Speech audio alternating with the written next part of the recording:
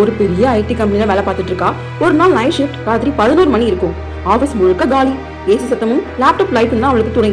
அவள் வேகமா வேலை பண்ணிட்டு இருந்த போது பின்னாடி கபோர்ட்ல இருந்து ஃபைல்ஸ் தானா கீழே விழுந்துச்சு. பிரியா திரும்பி பார்த்தா எதுவும் இல்ல. பரபால் இக்னோர் பண்ணிட்டு அது எல்லாத்தையும் அந்த கபோர்ட்ல எடுத்து வச்சா. பிறகு காஃபி குடிக்கலாம் பேண்ட்ரிக்கு போயிட்டு திரும்பி வரும்போது அவ சேர் அவ விட்ட இடத்துல இல்ல. சில அடி பின்னாடி நகர்ந்து போயிருந்துச்சு.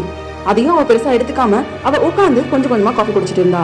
அப்போ அவ உட்கார்ந்து இருந்த சேர் மெதுவா பின்னாடி தானா நகர்ந்துச்சு. பிரியாவுக்கு ஒரு நடுக்கம். ரொம்பவே பயந்து போனா. பயத்துல லேப்டாப்பை க்ளோஸ் பண்ணிட்டு வீட்டுக்கு கிளம்புனா.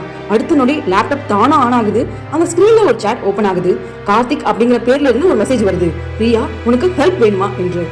அந்த பெயரை அவ கேள்விப்பட்டதே இல்லை. பிரியா ஓடினா. லிப்டுக்கு வந்ததும் வெராண்டால உள்ள எல்லா லைட்ஸும் ஒன்னு ஆஃப் ஆகுது. யாரோ நடந்து வர மாதிரி, அவ கிட்டக்க வர மாதிரி. லிப்ட் டோர் மூடுற நேரம் ஒரு ஷேடோ. முழுக்க வராண்டா இருட்டானுச்சு.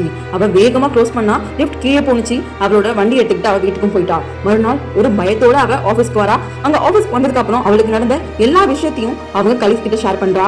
அப்போ கார்த்திக்ங்கிறது ஒரு எக்ஸ் எம்ப்ளாயி அப்படிங்கறதும், அவ நைட் ஷிஃப்ட்ல இருக்கும் போது தான் இறந்து போயிருக்கான் அப்படிங்கறதும் பிரியாக்கு தெரிய வருது. அப்போ திடீர்னு பேக்ல இருந்து பிரியா போன் வைப்ரேட் ஆகுது. அதுல வர மெசேஜ், பிரியா, உனக்கு நான் ஹெல்ப் பண்ணிட்டேன் என்று. பிரியா ரொம்பவே அதிர்ச்சி ஆகி நிக்கிறா. இந்த வீடியோ பிடிச்சிருந்தா மறக்காம லைக் பண்ணுங்க, கமெண்ட் பண்ணுங்க, ஷேர் பண்ணுங்க. இது போன்ற வீடியோக்கள் பார்க்கணும்னா இந்த சேனல் சப்ஸ்கிரைப் பண்ணிக்கோங்க. இந்த வீடியோ பார்த்ததுக்கு நன்றி.